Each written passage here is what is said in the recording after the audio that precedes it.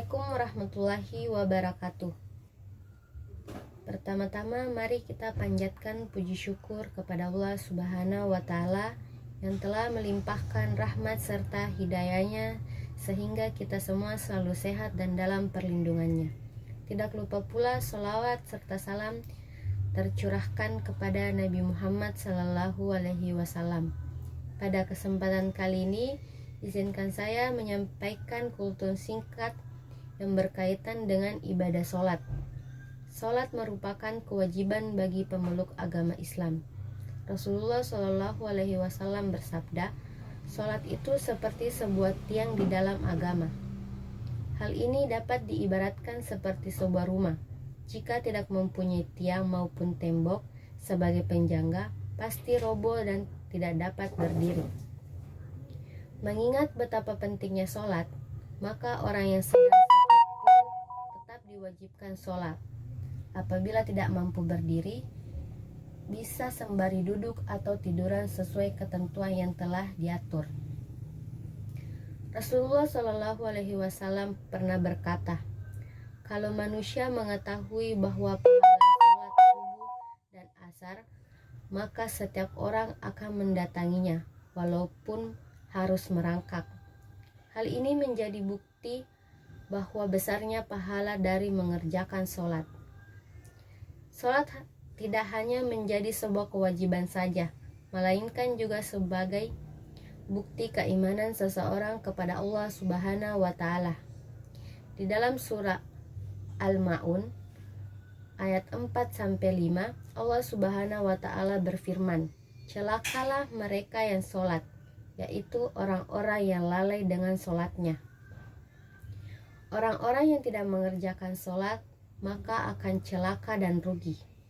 Jika sholat seseorang baik, maka amalan yang lainnya ikut baik. Namun apabila sholatnya buruk, maka amalan lainnya juga ikut buruk. Sholat sebaiknya dilaksanakan tepat waktu secara khusyuk. Saat kumandang azan terdengar, bersegeralah ke masjid. Namun untuk perempuan lebih diutamakan sholat di rumah. Sholat juga berfungsi mencegah perbuatan keji dan mungkar. Hal ini seperti firman Allah Subhanahu wa Ta'ala di surah Al-Ankabut. Dengan demikian, seseorang tidak akan melakukan perbuatan dosa seperti mencuri, berzina, melakukan tindak kekerasan, dan lain-lain. Adapun dosa-dosa meninggalkan sholat. Meninggalkan sholat fardu itu hukumnya berdosa. Dosanya besar. Di antaranya adalah satu kali meninggalkan sholat subuh, dosanya itu sama seperti masuk neraka selama di akhirat. Itu baru di akhirat. Bahkan sama masuk neraka selama 6.000 tahun di dunia. Satu kali meninggalkan sholat zuhur, dosanya itu sama saja seperti membunuh 1.000 umat Islam. Satu kali meninggalkan sholat asar, dosanya itu sama seperti menghancurkan Ka'bah. Satu kali meninggalkan sholat maghrib, dosanya itu sama saja seperti berzina dengan orang tua kita sendiri.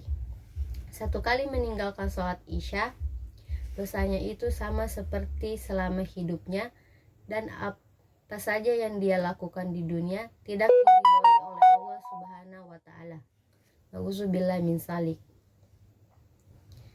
Seperti kita ketahui, ada rukun Islam yang meliputi mengucapkan 2 kalimat syahadat, mendirikan sholat, menunaikan puasa, berzakat, pergi haji bila mampu, melalui perintah sholat yang dilakukan dalam perjalanan Isra Mi'raj yang membawa Nabi Muhammad Shallallahu Alaihi Wasallam terbang ke langit Sidratul Muntaha.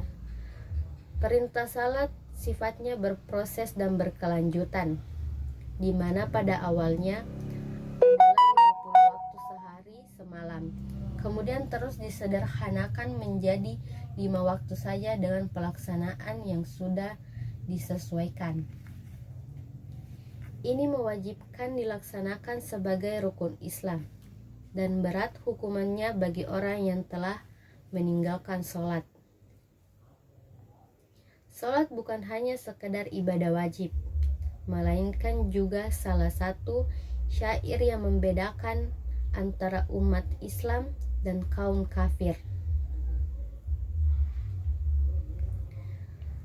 Adapun hadis tersebut berbunyi, antara seseorang dengan kekufuran dan kesyirikan adalah meninggalkan sholat.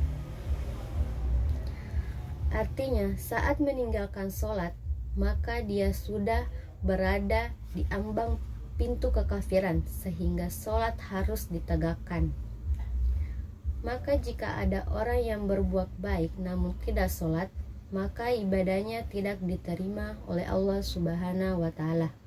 Pasalnya, banyak orang yang baik namun tidak sholat.